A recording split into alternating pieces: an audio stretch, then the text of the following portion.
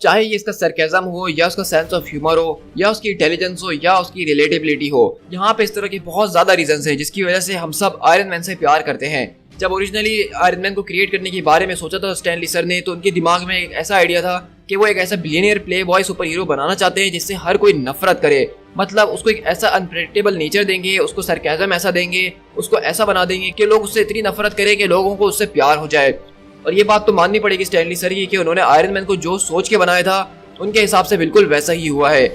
As a superhero genre fan, हम चाहे Marvel से हो या डीसी से हो, लेकिन हम इस बात के ऊपर अग्री जरूर करते हैं कि टोनी स्टार्क जो कि इस आयरन मैन सूट के नीचे है, वो हम सबका ही फैन फेवरेट है और मार्वल सिनेमैटिक यूनिवर्स को हमने उसी की वजह से देखना शुरू करा है। वेदर अब इसके पीछे की वजह रॉबर्ट डॉनी जूनियर हो, जिन्होंने जबरदस्त किस्म की परफॉर्मेंस देके आयरन मैन के रोल को 4 चांद लगा दिए हैं। और ऐसा लगता है कि रॉबर्ट डॉनी जूनियर खुद ही टोनी स्टार्क हैं और हम उन्हीं को ही आयरन मैन के रूप में देख रहे हैं। और इसी तरह के छोटे छोटे बहुत ज्यादा रीजन है जिसके जरिए हम आयरन मैन से मोहब्बत करते हैं। सो guys, this is P tiger और आज की इस वीडियो के अंदर हम इसी बात को जानेंगे कि ये दुनिया आयरन मैन पे इतना क्यों मरती है। तो बिना किसी का दिल तोड़े और किसी की मोहब्बत को बर्बाद किए इस वीडियो को स्टार्ट करते हैं।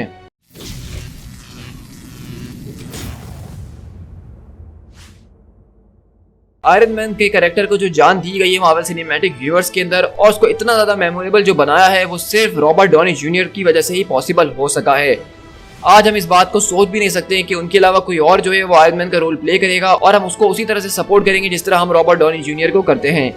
आजकल हमारे बीच जो बच्चे हैं उनको तो रॉबर्ट डॉनी जूनियर का नाम भी लेना नहीं आता, वो रॉबर्ट डॉनी जूनियर में फंस जाते हैं आके, लेकिन वो उनको देख के ये जरूर कहते हैं कि ये आयरन मैन है। रॉबर्ट डॉनी जूनियर का जो करियर था वो इस मूवी से पहले बिल्कुल खत्म हो चुका था। वो एक ड्रग एडिक्ट बन चुके थे, वो जेल जा चुके थे, उन्होंने अपनी शादी को बर्बाद कर दिया था। मतलब अगर सिंपल लफ्जों में कहा जाए तो हॉलीवुड के संजीव बाबा की कहानी चल रही थी। लेकिन इस चीज के लिए मैं मार्वल और जॉन फेवरो का बहुत ज्यादा शुक्रिया अदा करना चाहूंगा कि उन्होंने रॉबर्ट डॉनी जूनियर को मौका दिया और हिस्ट्री बना डाली। रॉबर्ट डॉनी जूनियर ने इस कैरेक्टर को अपने दिल से इतना ज्यादा चाहा, इसके लिए इतनी ज्यादा मेहनत करी कि ऐसा लगने लगा कि रॉबर्ट डॉनी जूनियर ने अपनी ही असली जिंदगी के कैरेक्टर को टोनी स्टार्क के अंदर बदल दिया है।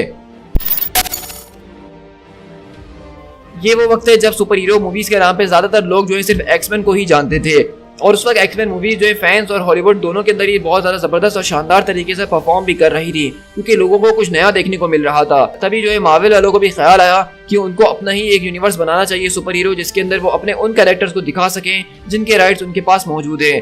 और तब जाके उन्होंने इसके लिए एक प्रोड्यूसर को ढूंढा जिसका नाम केविन फाइगी है, जिन्होंने इस सारी की सारी चीजों का कमांड संभाला।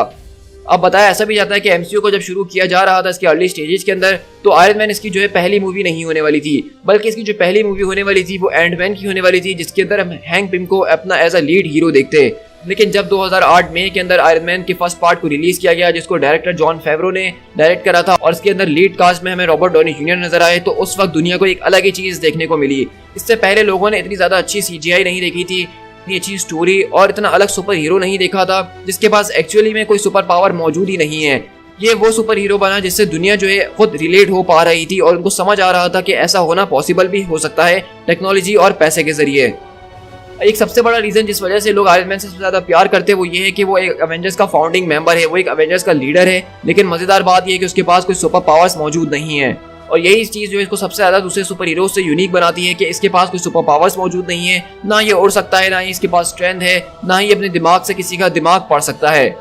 स्टैनली सर का जैसा कि एक बहुत ही मशहूर कोट है कि with great powers come great responsibility, लेकिन आयरन मैन के सिनेरियो के अंदर ये कोट चेंज होता है, with no powers comes even more responsibility. Iron Man जो है वो अपने ऊपर बहुत ज्यादा प्रेशर लेकर घूमता है क्योंकि उसको दुनिया में सबको बचाना है। आयरन मैन के पास कोई सुपर ह्यूमन एबिलिटीज नहीं है जिसके ऊपर वो डिपेंड कर सके और उसके जरिए लोगों को बचा सके, लेकिन वो अपने पूरे के पूरे आयरन मैन सूट के ऊपर डिपेंड जरूर करता है जो कि उसने खुद बनाया है, जिसके जरिए उसको उड़ने में मदद मिलती है, जिसके जरिए उसकी स्ट्रेंथ जो है वो आम इंसान से बहुत ज्यादा बढ़ जाती है, और उसका फियरलेस एटीट्यूड जिसके जरिए जब भी वो अपने किसी दुश्मन को फेस करता है तो उससे डरता नहीं है, बल्कि उससे डट के मुकाबला करता है। और वो ये नहीं सोचता कि वो मुझसे कितना ज्यादा ताकतवर है, बल्कि आयरन मैन ये सोचता है कि मैं इसको कैसे हरा सकता हूँ।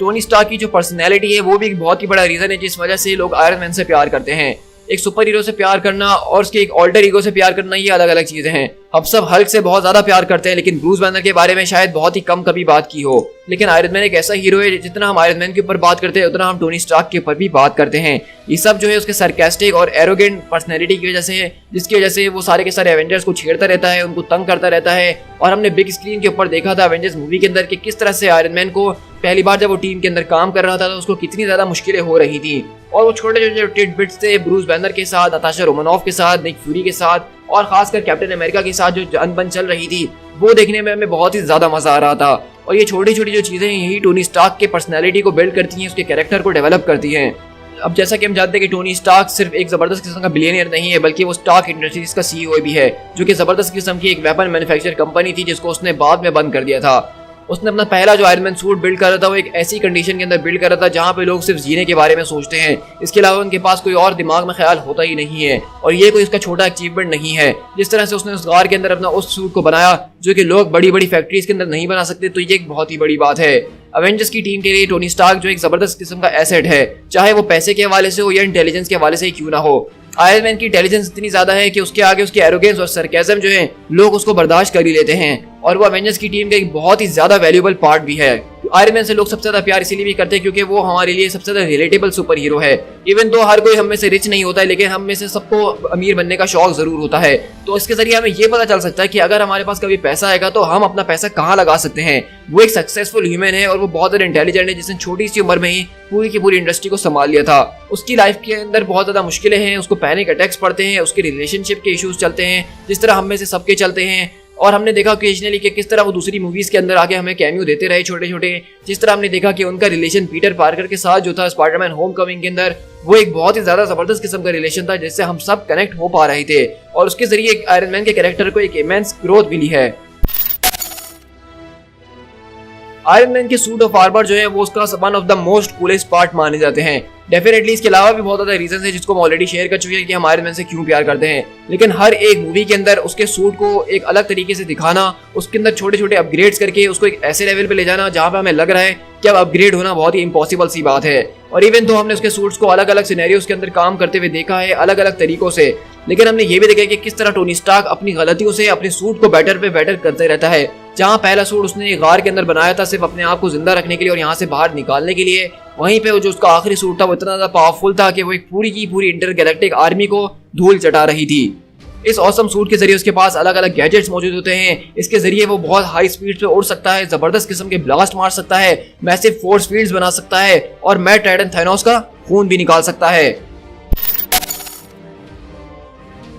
अब अगर हम इसकी टेक्नोलॉजी की बात करें कि जिस तरह से हमें आयरन मैन मूवी के अंदर इसकी टेक्नोलॉजी को टैग को दिखाया गया था, तो मैं ये कहूंगा कि दोबारा से इस टाइम पे आने वाली ये पहली मूवी होगी जिसके अंदर हमने इतनी ज्यादा एडवांस टेक्नोलॉजी को देखा, हमने इतनी अच्छी सीजीआई के साथ देखा कि हमें ये सब ऑड नहीं लग रहा था। इसके अलावा इसके पूरे के पूरे सूट के अंदर जो हमें आर्टिफिशियल इंटेलिजेंस जार्विस से इंट्रोड्यूस करवाया गया, वो एक बहुत ही ज्यादा रिफ्रेशिंग चीज थी जिसको हमने इससे पहले किसी भी मूवी में इतने अच्छे तरीके से नहीं देखा। अगर हम आयरन मैन के एक एक सूट के ऊपर बात करने बैठे तो उसके ऊपर हम तकरीबन 80 और अलग अलग वीडियोस बना सकते हैं कि उसके अंदर उसने कौन कौन सी टेक्स्ट को इस्तेमाल करा और किस किस तरह से उसने छोटे छोटे अपग्रेड्स करके अपने हर एक सूट को एक नए तरीके से इन्वेंट करा। ये हमारे लिए मानना काफी ज्यादा मुश्किल होता है कि इस सारे के सारे टेक्नोलॉजिकल एडवांस चीजों की शुरुआत गार्ड से हुई थी, जहाँ पे उसने अपनी जिंदगी बचाने के लिए इस सूट को इस्तेमाल करा, वहीं पे उसने उसी सूट को इतना ज्यादा अपग्रेड करा टाइम टू टाइम कि वो इतना ज्यादा पावरफुल बन चुका था कि एक एलियन वॉरलॉर्ड जिसके पास इन्फिनिटी गॉन्टलेट मौजूद था वो उससे टकरा गया और उसकी माँ बहन एक कर दी। और हम ये बात कैसे भूल सकते हैं कि उसने इसी सूट का इस्तेमाल करके इस पूरी की पूरी यूनिवर्स को बचाया भी और अपने आप को सेक्रीफाइस भी किया, जो कि एक आम ह्यूमन के लिए बिल्कुल इम्पॉसिबल सा फीट है। एक पार्ट जो आयरन मैन को बहुत ही ज्यादा फेमस बनाता है और उसके जरिए हमें उससे बहुत ज्यादा प्यार है वो ये है कि आयरन मैन की जो जर्नी है वो बहुत ही ज्यादा इंटरेस्टिंग थी। जिस तरह से वो एक शुरू में एक खड़ूस इंसान से उसकी शुरुआत हुई थी जो कि किसी की परवाह नहीं करता था, जो कि किसी और को कुर्बान कर देता था लेकिन अपने सीने पे कभी गोली नहीं खाएगा। तो टोनी स्टार्क वही शख्स था जिसने इस यूनिवर्स के आखिर में अपनी जान कुर्बान करके इस आधी यूनिवर्स को बचाया भी। तो ये जो ओवरऑल जर्नी थी पूरी की पूरी हमें इतने ज्यादा जबरदस्त किस्म से 10 सालों में दिखाई गई है, वो बहुत ही ज्यादा जबरदस्त किस्म का एक्सपीरियंस था जिसके जरिए हम टोनी स्टार्क से इतना ज्यादा कनेक्ट हो पाते और उससे इतनी मोहब्बत करते हैं। टोनी स्टार्क का जो कैरेक्टर है वो एमसीयू की सबसे ज्यादा मूवीज के अंदर जो फीचर हुआ है, चाहे वो एज अ मेन रोल के अंदर हो, चाहे वो एज अ कैमियो हो या छोटा सा उसका हिंट ही क्यों ना हो। एक पॉइंट पे आके तो ऐसा लगने लगा था कि आयरन मैन को हर एक मूवी के अंदर ऐड करना इसलिए जरूरी हो गया है क्योंकि सिर्फ उसी की वजह से ही मूवीज चल रही होती हैं। अगर हम टोनी स्टार्क के हीरो बनने से पहले की बात करें, वो सिर्फ एक अमीर बाप की बिगड़ी हुई औलाद था और इससे ज्यादा कुछ भी नहीं। और जब उसने सूट बना लिया तो वो सूट बनाने के बाद और भी ज्यादा घमंडी हो गया था, उसको लगने लगा था कि उसने एक ऐसी चीज बना ली जिसके जरिए वो सबके ऊपर आ चुका है। और इसी वजह से कैप्टन अमेरिका से उसकी बहस भी होती है कि किस तरह से कैप्टन अमेरिका से वो कहता है कि मैं अपने सीने पे कभी गोली नहीं खाऊंगा किसी और को बचाने के लिए। लेकिन यहीं पे हमने देखा कि ये जो वोल्ट्रॉन के अंदर जब वांडा मैक्सिमोव उसके दिमाग के साथ छेड़छाड़ करने की कोशिश करती है तो उसका सबसे बड़ा डर हमारे सामने आता है, और उसका डर कुछ और नहीं बल्कि उसकी टीम की डेथ थी, जिससे हमें अंदाजा हुआ कि टोनी स्टार्क के दिल में फीलिंग्स मौजूद हैं और शायद हम उसको जितना खड़ूस समझते हैं वो उतना खड़ूस है नहीं। सिविल वॉर मूवी के अंदर भी हमने देखा कि किस तरह से वो हर एक कोशिश कर रहा था कैप्टन अमेरिका को समझाने की कि जिसके जरिए वो अपनी फैमिली यानी कि अपनी टीम को बचा सके, चाहे उसकी कोई भी कीमत क्यों ना हो। और फिर इसके बाद हमने एवेंजर्स इन्फिनिटी वॉर के अंदर देखा कि किस तरह से उसने बिना किसी चीज की परवाह किए सब कुछ छोड़ के वो टाइटन पे चला गया, जहां पे उसने सबको बचाने के लिए ऑलमोस्ट अपनी जान ही गवा दी थी। अगर डॉक्टर स्ट्रेंज थैनोस को टाइम स्टोन ना देते तो शायद उस दिन टोनी स्टार्क की मौत भी हो जाती। फिर हमने एंड गेम के अंदर देखा कि किस तरह से उसकी परफेक्ट लाइफ चल रही थी, जहां पे उसकी एक बेटी हो चुकी थी, जहां पे पेपर के साथ उसका रिलेशन ठीक चल रहा था, जहां पे अब वो टेक्नोलॉजी के अंदर नहीं पड़ा हुआ था, वो एक अपने घर में रह रहा था, अपने बीवी बच्चों को टाइम दे रहा था। लेकिन इन सारी की सारी चीजों के परफेक्ट होने के बावजूद भी उसने उन लोगों के लिए कुछ करने के लिए सोचा जिनके लिए सब कुछ परफेक्ट नहीं है। जो लोग थैनोस की चुटकी का शिकार हुए थे उनको वापस लाने के लिए उसके पास एक रास्ता मौजूद था, और उसने इस बात का फैसला करा कि वो अपना सब कुछ सेक्रीफाइस कर देगा उन सबको वापसी लाने के लिए। और टोनी स्टार्क ने इन्फिनिटी गॉन्टलेट से चुटकी इसीलिए बजाई थी ताकि वो अपने उस नाइटमेयर को गलत साबित कर सके जो कि उसने एज ऑफ अल्ट्रॉन के अंदर देखा था कि उसकी वजह से सारी की सारी टीम मारी गई थी और उसने अपने आप को सेक्रीफाइस नहीं करा था। तो टोनी स्टार्क का जो सेक्रीफाइस था वो इसी वजह से था क्योंकि वो उस बात को गलत प्रूव करना चाहता था, वो अपनी टीम को बचाना चाहता था, और उसके लिए ही उसने चुटकी बजा के अपने आप को सेक्रीफाइस कर दिया और हमेशा के लिए मारा गया। क्या आप भी इसके अलावा और भी कुछ जानना चाहते हैं कि आखिरकार लोग जो हैं वो टोनी स्टार्क से इतना ज्यादा प्यार क्यों करते हैं?